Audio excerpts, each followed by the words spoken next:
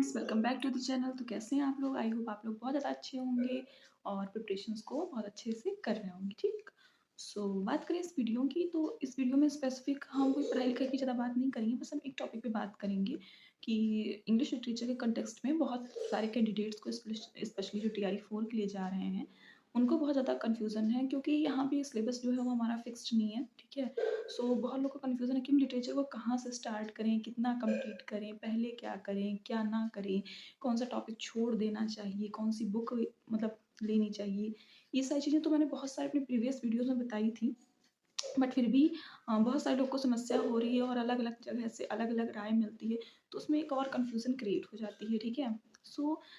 जब मैंने लिटरेचर जैसे पढ़ना स्टार्ट किया था, तो उस टाइम पे मुझे कोई गाइड नहीं किया था।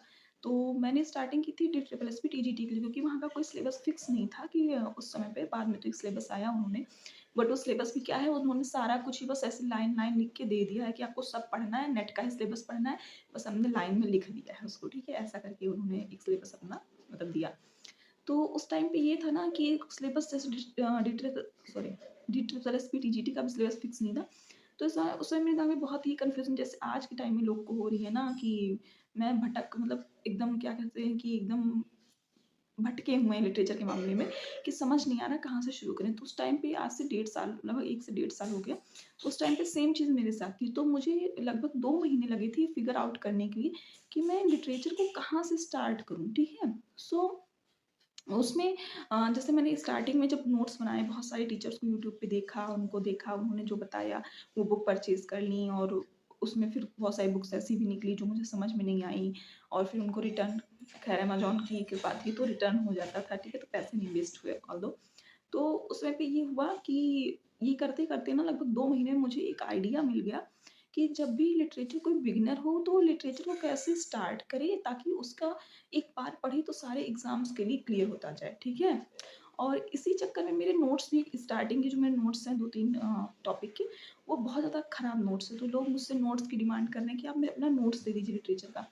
तो सबसे पहली बात तो मेरे स्टार्टिंग में नोट्स हैं वो ख़राब हैं थोड़े-से, और दूसरी बात, मेरी अभी तक की 4 कॉपीज़ हो चुकी हैं लिटरेचर के नोट्स की। ठीक है? जिसमें एक लिटरेरी टर्म्स की है, और 2 में मैं लिखती हूँ क्या कहते हैं, लिटरेचर के नोट्स लिखे हुए हैं ब्रिटिश के, और एक अभी मैंने नया इंडियन शुरू किया, तो थोड़ा बहुत इंडियन का मैंने लिखना शुरू किया। तो ऐसे करके लगभग मेरी 4 से, और एक प्रैक्टिस की, मतलब जिसमें नए प्रैक्टिस क्वेश्चन मिलते हैं उनको मैं ऐड ऑन करती हूँ। तो ऐसे करके 4-5 कॉपीज़ हैं।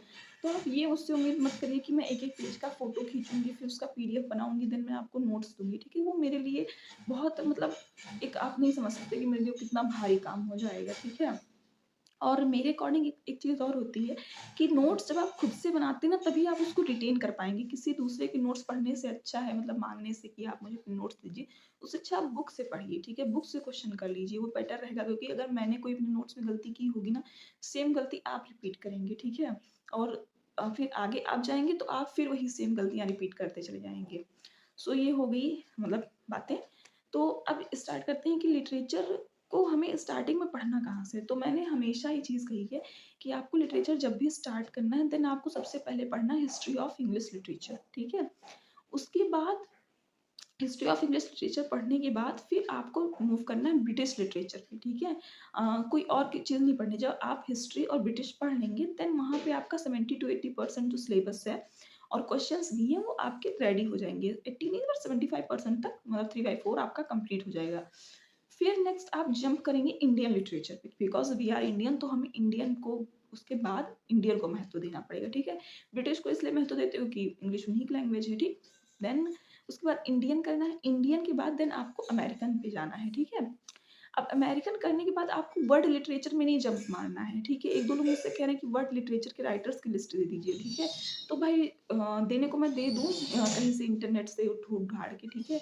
बट अभी मैं वहाँ पहुँची नहीं हूँ, मैंने वहाँ तक नहीं किया, तो मैं आपको मतलब सजेस्ट करूँगी कि पहले इन चीज़ों को कर लीजिए, बाद में उस तरफ ना मतलब जो दिमाग है उसको लेकर जाना है। ठीक? तो ये करना है, history, then British, then Indian, then American करनी है आपने। ठीक है? अमेरिकन से काफ़ी क्वेश्चंस आते रहते हैं, देन आपको अमेरिकन करनी रहेगी। फिर ये एक दीदी हैं, तो उन्होंने मुझसे पूछा कि लिटरेरी टर्म्स और फिगर ऑफ स्पीच, ये सारी चीज़ें करनी चाहिए या नहीं करनी चाहिए? तो जब ये सारी चीज़ें आप कर लेंगे ना, इसको करने में अप्रॉक्स आपका 4 महीना जाएगा। ठीक है?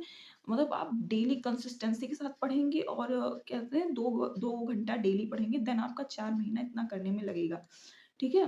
बट जैसे फिर हाँ, फिर उसके बाद फिर आपको अगर टाइम मिलता है, देन आप literary terms, literary figure of speech, ये सारी चीज़ें आप उन पे जा सकते हैं, ठीक है? बाकी पहले यहाँ से इतना कंप्लीट करना, ये बेयर मिनिमम है, which you have to complete, okay?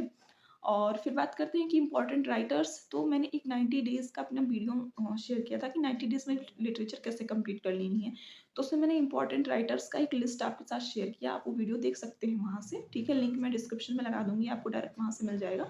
तो आप वो वीडियो देख लीजिए, उसमें इम्पोर्टेंट राइटर्स हैं, और अगर आपको एज वाइज़ सारे इम्पोर्टेंट राइटर्स की लिस्ट चाहिए, उसके भी मैंने वीडियोज़ डाले हुए हैं चैनल पे, वो भी आप देख सकते हैं। और अगर आपको डायरेक्ट वीडियो नहीं देखना है, सिर्फ लिस्ट ही देख लेनी है, तो देन आप टेलीग्राम पे जाइए, मेरा जो टेलीग्राम है स्टडी विद श्वेता का, वहाँ पे आपको सारी लिस्ट मतलब पीडीएफ फॉर्म में सब मिल जाएगा, ठीक है? और टेलीग्राम का भी लिंक मैं डिस्क्रिप्शन में लगा दूँगी, ओके? सो ये रहा कि लिटरेचर कैसे स्टार्ट करनी है और किसके एक-एक स्टेप कैसे आगे में बढ़ते जाना लिटरेचर में, ठीक है? चाहे आप कोई भी एग्ज़ाम देंगे, बीपीएससी टीआई 4 हो, डीट्रिपल्स-बी हो, इवन यूपी टीजीटी, पीजीडी का अभी का तो सिलेबस फिक्स करके उन्होंने दिया कि इतने-इतने राइटर्स पढ़ने हैं, बट जो नेक्स्ट आएगी मुझे लगता है वहाँ पे ऐसी सारी चीज़ें करेंगे वो लोग कि लिटरेचर का सिलेबस फिक्स नहीं करेंगे, ठीक? सो वहाँ पे भी आपके लिए ये चीज़ें हेल्पफुल रहेंगी। So that's all for this video. अगर आपको अच्छा लगा होगा तो लाइक, शेयर, सब्सक्राइब कर दीजिएगा चैनल को, एंड मतलब वीडियो को लाइक और शेयर करिएगा, चैनल को सब्सक्राइब कर दीजिएगा। एंड अभी कितना बज रहा है? 10 बज रहे हैं, ठीक है? 10 बज रहे हैं और अभी मेरा डाटा थोड़ा कम बचा हुआ है। डाटा मेरा रिन्यू होगा देन 12-1 बजे तक हो सकता है, या कल सुबह तक मैं मेटाफिज़िकल पोएट्स का 3rd पार्ट जो है वो अपलोड करूँगी, और उसमें हो सकता है सारी चीज़ें मैं कंप्लीट करके एक फाइनल वीडियो मेटाफिज़िकल पोएट का अपलोड करूँ, okay? So thank you, take care, bye bye, stay happy and healthy and study hard with heart, okay? Bye bye, take care, हर हर महादेव।